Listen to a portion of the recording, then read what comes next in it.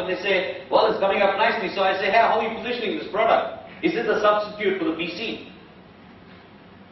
I say, no, I don't think so. It's going to be everybody's toy at home.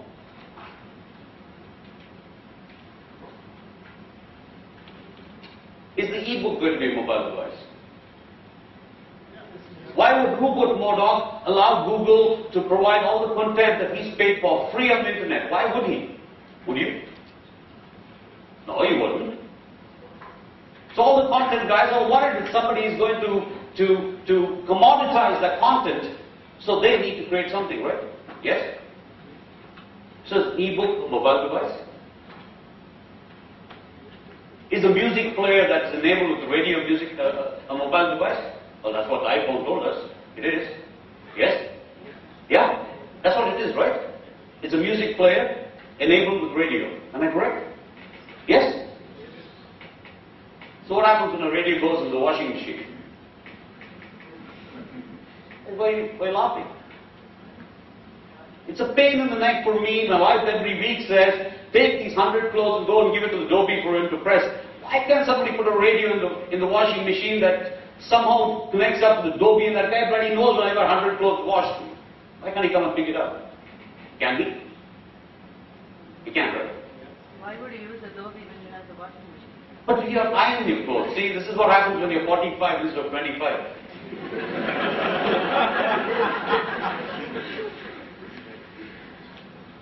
But I carry that thought with me. Why should I iron my clothes? Look at that. Changing market space.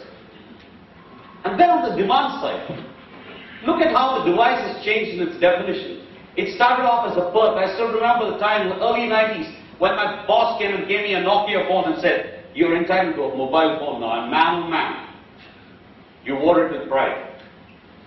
It felt like a cowboy with a holster on the side and the phone and pull it out every time. Whether a call comes in or not, it doesn't really matter. And then from a perk it became a lifestyle. And guys, I want to leave this thought with you, because if you can't change this in your mind, you're not going to be successful. Because today, the device is not a lifestyle. The device is a lifestyle enabler. It's a difference. It's a big difference. Today, gone, talk to the guys in Nokia, they'll tell you, gone are the days when your competitive advantage was that I could make a device. It's no longer valid. It's like the silicon business. You don't need to be to have a foundry to be the leader in silicon. Talk to Qualcomm, they'll tell you that. And go and talk to my good friends Texas Instruments, they will tell you the opposite. I wish we had learned this a long time ago. The future of devices is fabulous. The leaders in the devices space are the people who are going to own a design idea.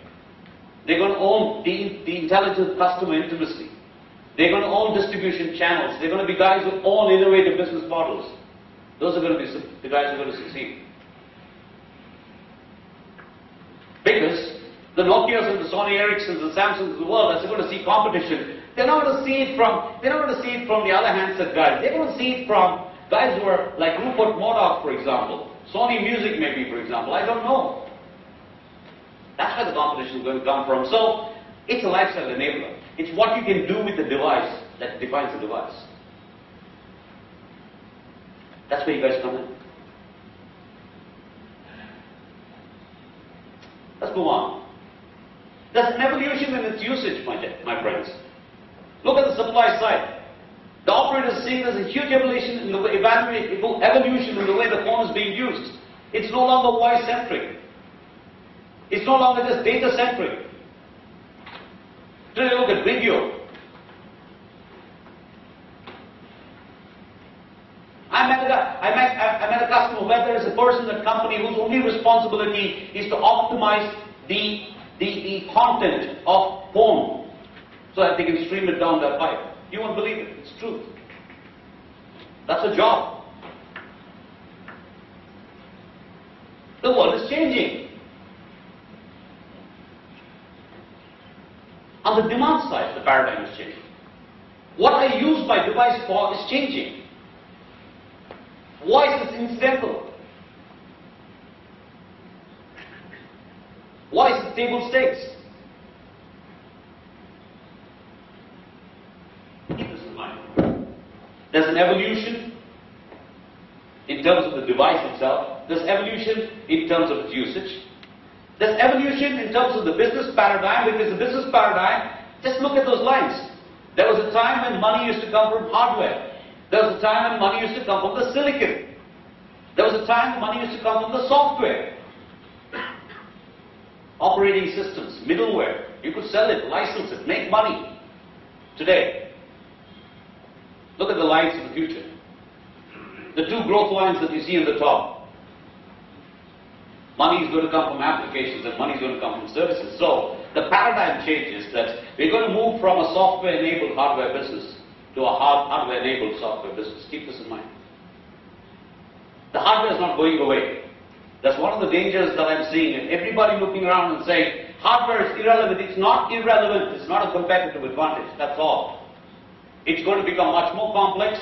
It's going to be much more demanding. There's going to be huge innovation in hardware, but it's not going to make you money. That's all the difference is.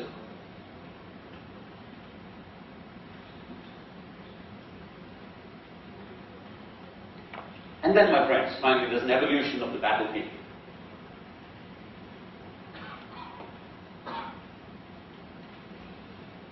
There are bunches of guys fighting for the consumer.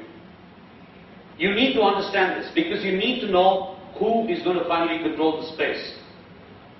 Because when we are small like the way we are, the only way that one of the most popular ways in which you can succeed is to hang on to the tail of a winner, so that when he goes up, you go up. Am I right? Yes? So who's going to win in this space? Is it going to be the traditional device guys? Well, guys, it's becoming a commodity. Is it going to be the operators? They're frightened they're going to become a pipe.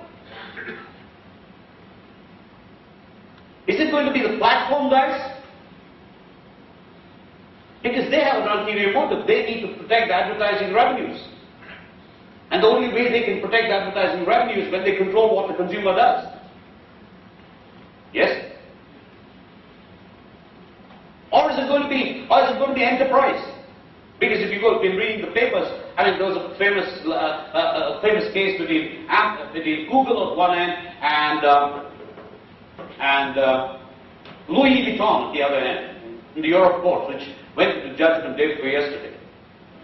Louis Vuitton sued Google and said, when I do a search, when customers do a search on Louis Vuitton bags, they get sponsored advertising on the side of the page, which says imitation Louis Vuitton bags.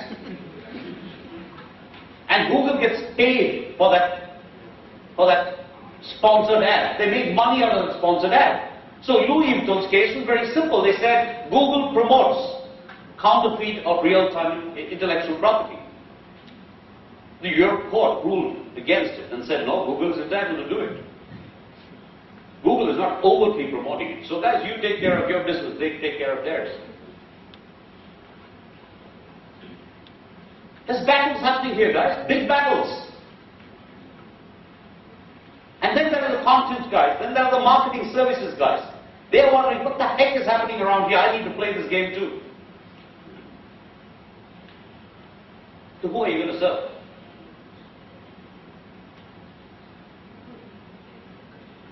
Are you serve the operator? You want to write apps that go to 360 or Vodafone? Are you going to write to an operating system, which is Google's Android stores, or you're going to go to vertical guys and say, no, I will go and write apps on Ego? Or are you going to say, bypass all of this and say, you know what, I'm just going to go to mobile apps for Mitsubishi to track its cars. I'm very simple jet in life. Where are you going to put your money? Where are you going to put your effort? Because guys, this is not like small battles. These are big monoliths that are fighting.